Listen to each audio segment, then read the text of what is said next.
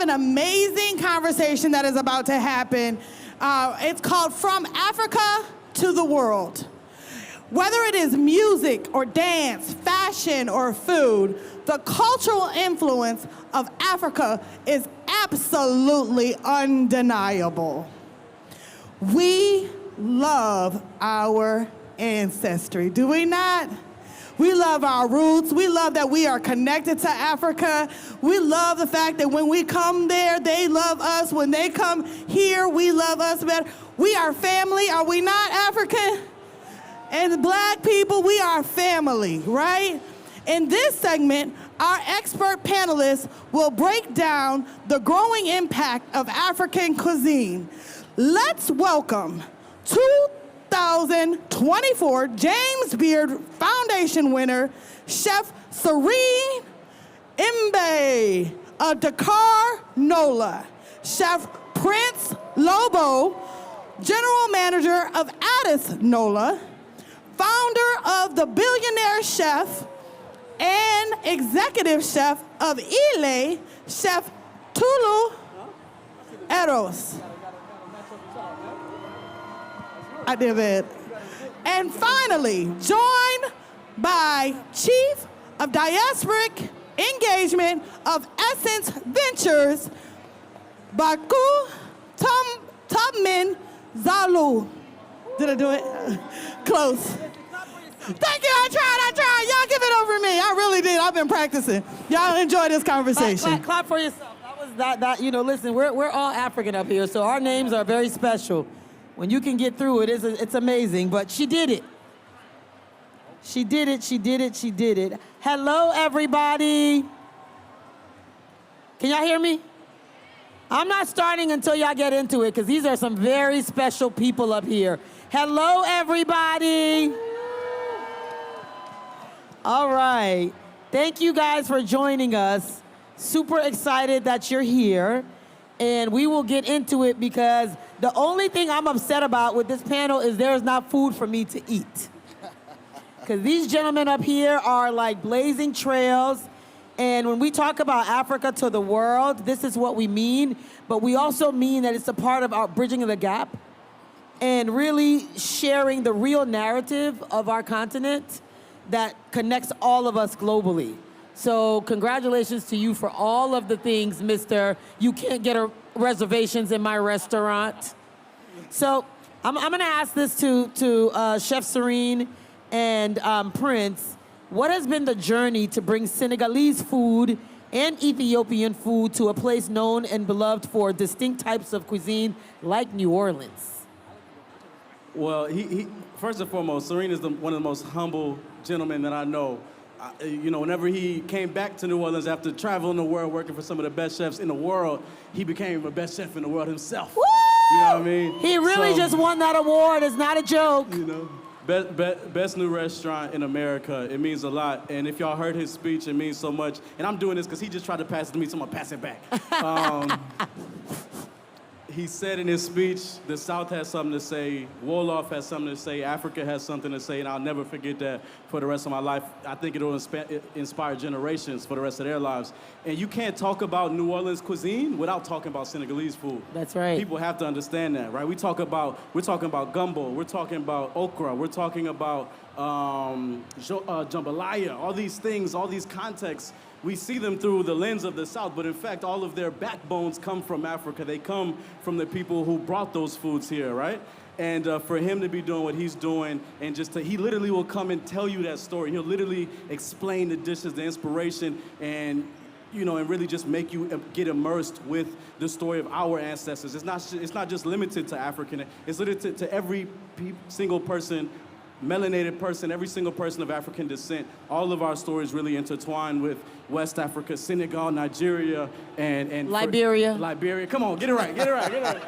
And for him to be doing what he's doing, like even the concept, but then to execute and have his skill set, like there's nobody in the world that's doing what he's doing and is as special as this person right here, and I mean that, for real. Wow, before you even say, I have to say what I love about that is the love that you have for him and the love that you have for what you all do together, and understand that when he does it, that means we're all doing it. So I applaud you for the camaraderie, the brotherhood. So I'll turn it to you, best restaurant in the world. Can you guys hear me? Can you guys hear? You can hear. It's really if you weird, can hear the me, clap acoustic. once. If you can hear me, clap twice. If you can hear me, clap 3 times. All right, so we're gonna do this little exercise. So I'm gonna greet you guys into my language, and I want y'all to repeat back after me. Uh-oh. So if we say nanga def, I want y'all to respond back saying ma gi fi. Ma gi fi. I want y'all to say it so loud that everybody like, what's going on over there? What language are they speaking? Nanga def. Ma vi fi. One more time, with, like energized. Nanga def. Ma vi fi. Yes, you know what I'm saying? So anytime you go to someone home in Senegal, before anything happened, they always greet you in Wolof. So they'll tell you nanga def, you respond back saying mangi fi. These are 2 amazing, talented chefs that I really respect. You know, Prince is telling his story through Ethiopian lens, and my brother right there is killing it with Nigeria, putting Nigeria in the map and talking about jollof. You know, we're not gonna have the conversation about jollof. No, we're We ain't gonna get into that. But what I would say is that, you know, early on when I moved to New Orleans about 8 years ago, I was, you know, prior to that, I worked for a lot of great restaurants, went to culinary school and et cetera. You know, worked in a couple of Michelin stars, 3 Michelin, 2 Michelin. But I didn't see West African food at the fine dine level. And that was my motivation for everything. So throughout the past 15 years being in the industry, I knew that our people belong. In order for me to do that, I had to go work for the top best restaurant, World 50 Best, you name it, just to get the experience. So, and that allowed me to get the knowledge, get the respect, understand the business, and now we open a restaurant in New Orleans. It's been about 18 months, and we just got nominated Best New Restaurant in the country, which is crazy. Amazing. But what I would say is, you know, it was extremely challenging at the beginning, but when I dig down in history and realize how much we inspired Creole and Cajun food, that was my drive. Like, wait a minute, these are our stories they telling.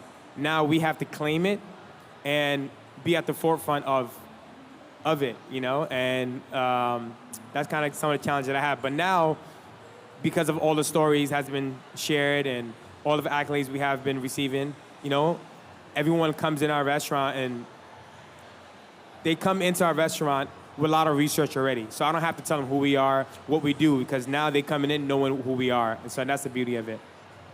Listen, I am so proud of you. I am really proud of you, which means I'm proud of us. I did get a chance to sample some of your food because you catered the Alara pop-up at the Brooklyn Museum with Rennie, who I absolutely adore. That was an amazing experience, so thank you for that. So we're gonna go to the billionaire chef. Woo, woo, woo.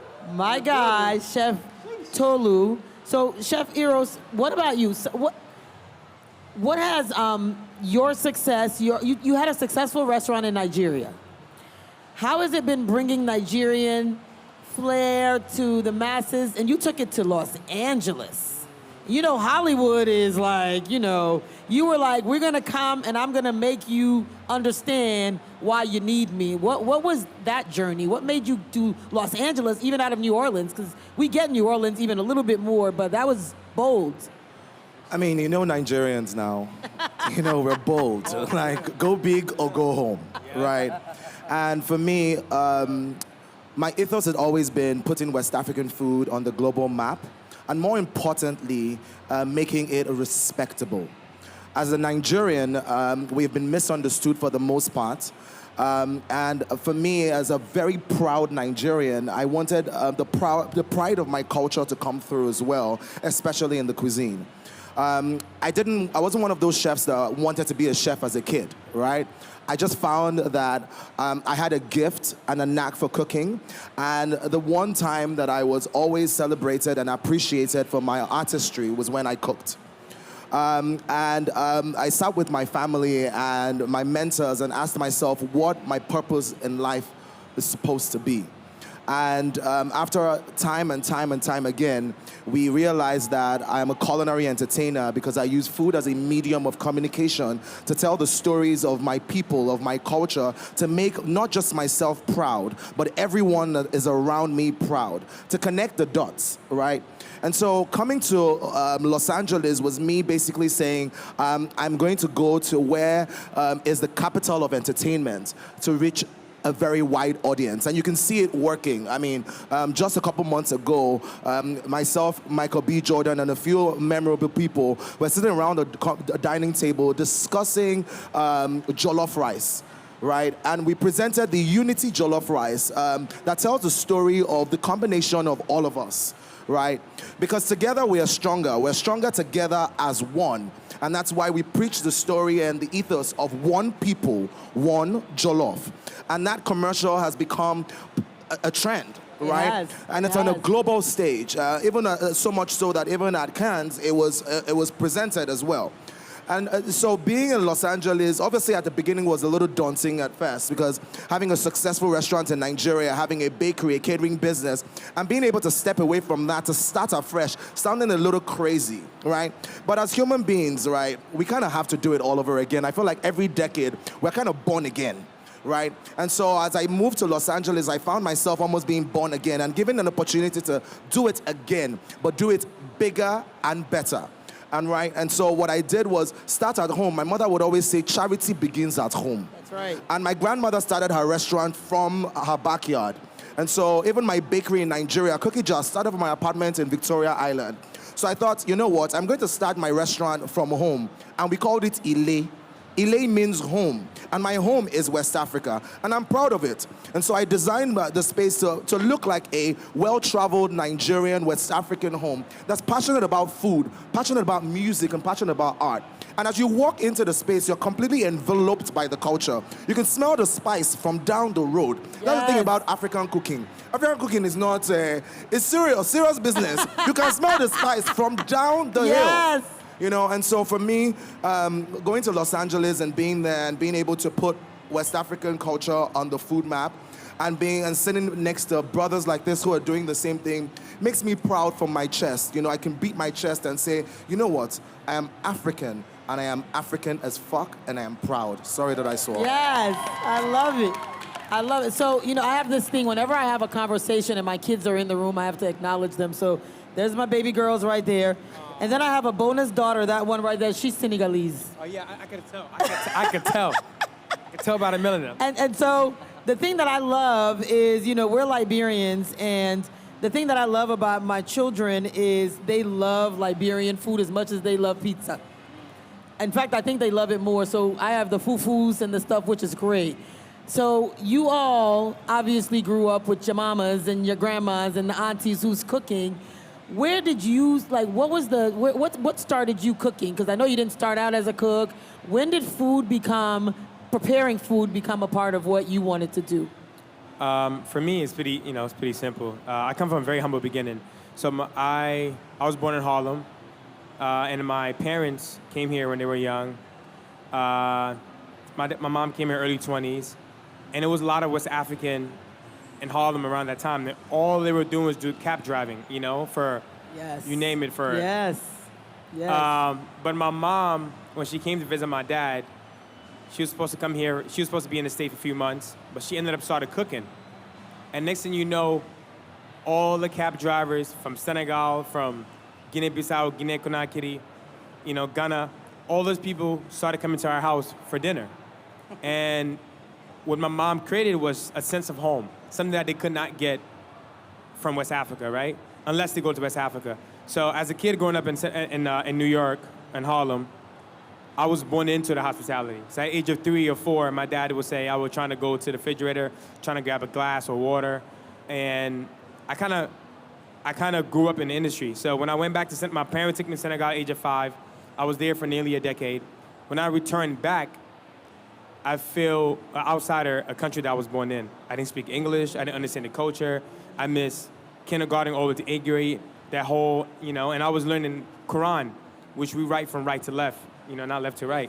So it was a lot of adjustment, but I find myself spending a lot of time with my mom, and making up for lost time because being in the kitchen. So by me being in the kitchen with my mom, I learned more about her, about life, about food, and that was my inspiration to continue living the life I'm living now, which is being a chef. I love that. That is such a great story. I thank you for sharing that. That is really special. That's really special. I love that. Thank you. I love that. Prince, what about you? Like, where did your love and your passion for feeding people or using your skill to cook, when did that start? What happened?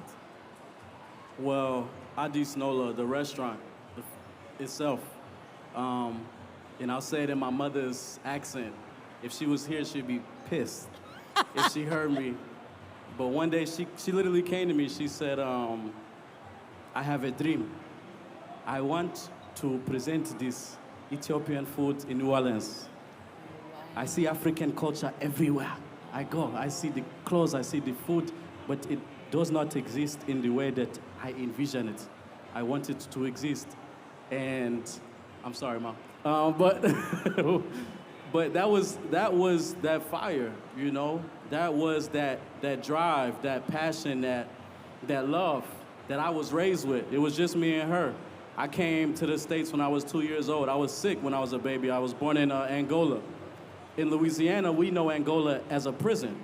So when I tell people I'm from Angola, they're like, oh, baby, I'm so sorry. Wow, yeah. I'm like, no. I was born in the country, Angola, which is West Africa, but my mother being Ethiopian. And in her heart, she left when she was 13, so in her heart, she kept these cultures, she remembered these dishes, these recipes, and anytime she cooked, anytime she had a chance to cook, I would be right by her side. So whenever she came to me and told me this dream, this vision, I said, you know what? I had my dream job already. I made it at 21 years old. I had my dream job. That's amazing. And she gave up everything just for that to happen at a young age, just for me to be able to achieve all of my dreams. And, that was 6 years ago.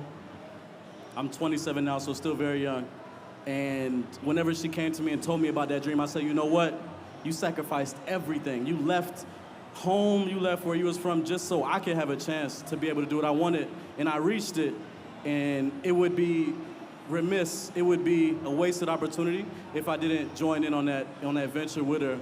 And so it really is just the fire, the love for the culture, the passion, the people, our food. In Ethiopian cuisine, a lot of it is really shared at a dinner table. It's like most of the continent, most of, black food across the world, it's at that dinner table. So when we coming together, we're talking about what's going on in our life.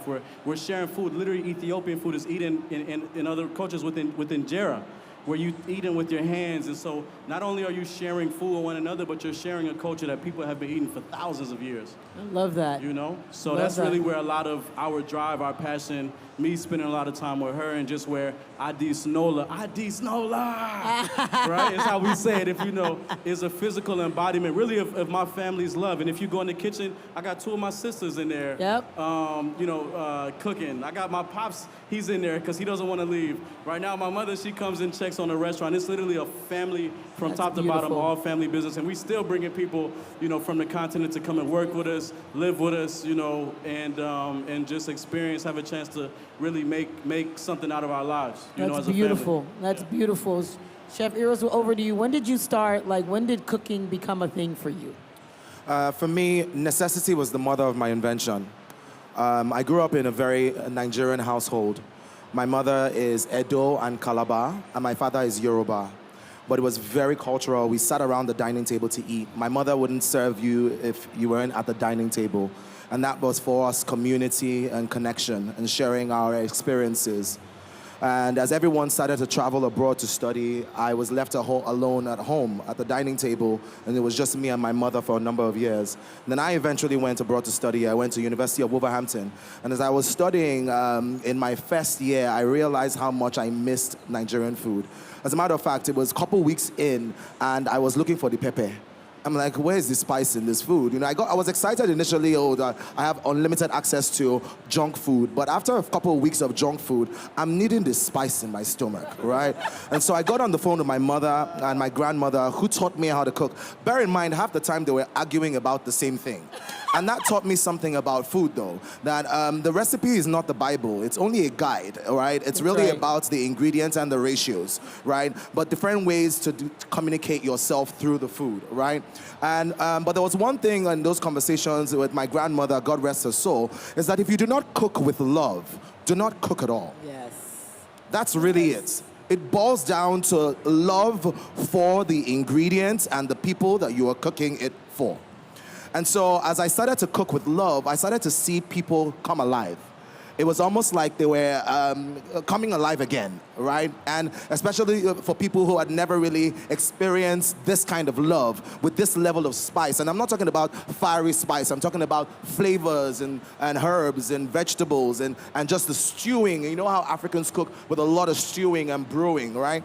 And as I went through that process, I found out that my love for my culture and my food became a celebration of culture in general. Hence why we're at this stage today.